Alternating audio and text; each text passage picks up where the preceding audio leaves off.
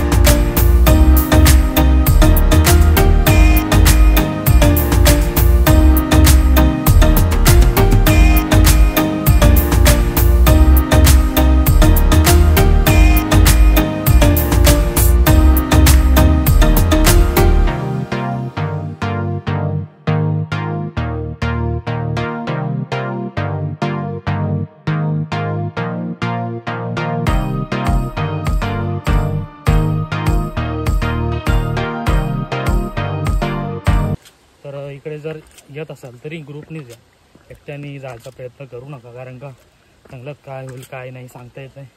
So एकट्याने जाऊ नका, ग्रुपनीच जा, ते सोयीस्कर होईल सगळ्यांसाठी। आणि हे बघा अशी ही वाट आहे जवळजवळ, पुढे आपले मित्र काही मंडळी गेलेत।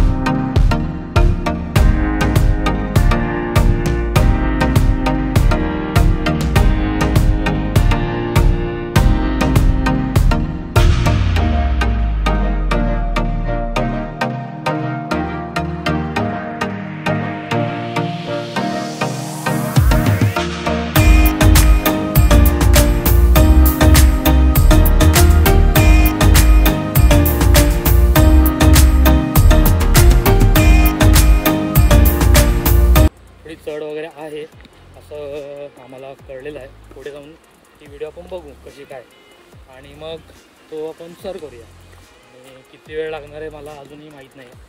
जवळजवळ बोलतात 3.5-4 तासचा ट्रेक आहे। आता जवळजवळ आम्हाला 1 तास तरी झालेला, 1 तासाच्या वर झालेला आहे मे बी। तर आम्ही चालतो आहे अजूनही, तसं आम्हाला अजून चढ लागलेलं नाही आहे, पण आलात तर नक्की या। खूप मस्त सुंदर ट्रेक आहे। मागे पूर्ण धुकं, या साईडलाही धुकं, थंड वातावरण, आणि मागे हे बघा ते धुकं दिसतं एकदम सुंदर अशी। तर आलात तर नक्की या, एन्जॉय करा। मस्त ज्योतिर्लिंग करा आणि काय हवं आयुष्यात हां. तर बघा, ट्रेक करणं आणि तुमच्या स्वास्थ्यासाठी पण चांगलं आहे. ट्रेक करत राहा आणि साधे असे सुंदर सुंदर नजारे बघत राहा. तर आपण चला पुढे जाऊन बघूया असं काय होणार आहे, काय नाही होणार आहे, काय बघायला मिळणार आहे, सगळं बघूया आणि बघत राहा. तर मित्रांनो, आपण एका टप्प्यानंतर आल्यानंतर आपण मागे पण हा व्ह्यू बघितला होता आणि आता परत मागे हा बघा वारंवार तुम्हाला 10-12 असे लाईनीत धबधबे आहेत आणि मागे हा पूर्ण व्ह्यू बघा किती सुंदर आहे. निसर्ग आहे ना आपला कधी नाराज करत नाही. तर पावसात आलात ना या असे भारी भारी नजरे मिळणार तुम्हाला बघायला. आणि आपल्यासोबत असा खाऊ असतो, पौष्टिक खाऊ म्हणजे एनर्जीमध्ये भरलेला एकदम. तो आपलं काय आहे विषयच नाही. माझी टोमॅटो ट्रॅक एकदम मित्राशी आणायचे असतात ते खाऊ घेऊन येतो. आपण तर काय घेऊन नाही आलो. हां असं झालं.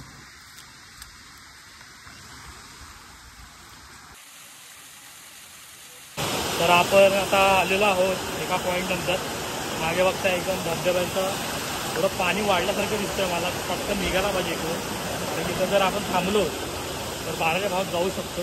तर कोणी थांबू नका. वाहत्या पाण्याच्या इकडे कोणीही थांबायचं नाही. मी आधी पण थांबलो. बघा मागे छोटे छोटे झरणे दिसतात. मागे आपला एकदम मस्त व्ह्यू दिसतं इथून एकदम. तर वाहत्या पाण्याच्या इकडे जरा वेळही थांबू नका फोटोसाठी व्हिडिओसाठी. कारण कधी त्याचा फ्लो वाढेल काय होईल काहीच सांगता येत नाही. तर कधीच थांबू नका तिकडे. पटकन सुटायचं आणि चांगलं सुरक्षित ठिकाणी जायचं. ओके, समजलं की नाही? हां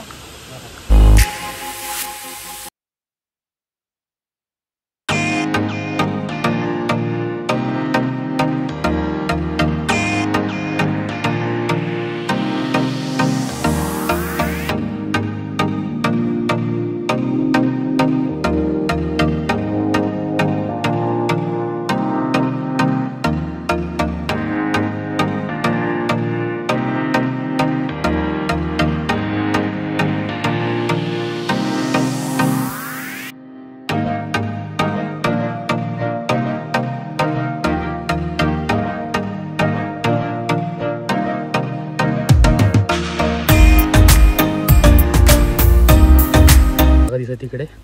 तिथून आम्ही चढत आलो वरती. पूर्ण 90 अंशावरती चढण आहे आणि दमछाक खूप होते. हा एवढाच एक अवघड पॅच आहे चढायला, बाकी काही नाही.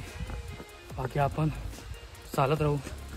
अजून आलेलं नाही आहे जवळ. ते मागाशी ते काका म्हणाले की 1-1.5 तास लागतो जवळजवळ चढायला. सो काय माहिती आता बघूया आपण कसं आहे. पाऊस असल्यामुळे थोडं दमछाक एवढी जाणवत नाही. घाम बीम असा रेनकोट घातल्यामुळे थोडा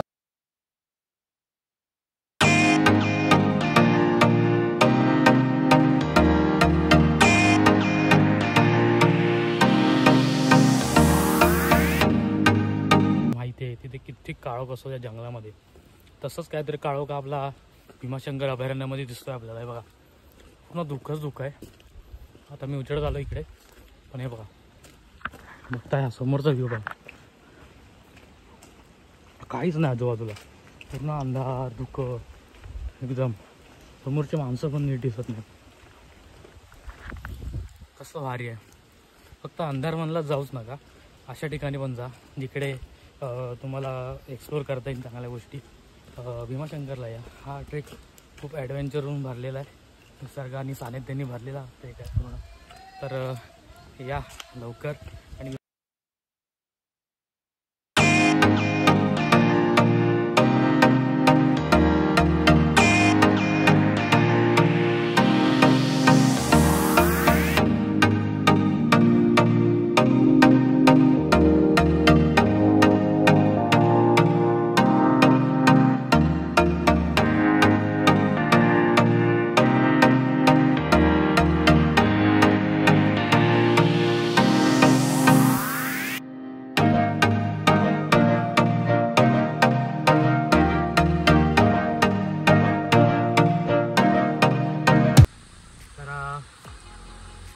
आला तर एकटा येऊ नका, सोबत घेऊन या कोणाला तरी.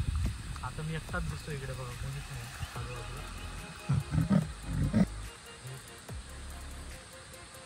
आता एका बारकाईचा आवाज आला.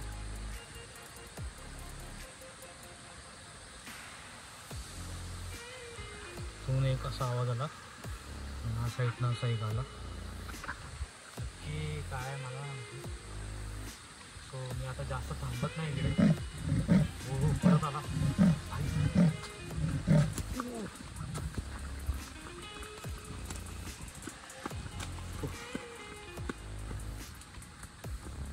असं जंगलात एकटं भटकू नका मित्रांनो, काही होऊ शकतं.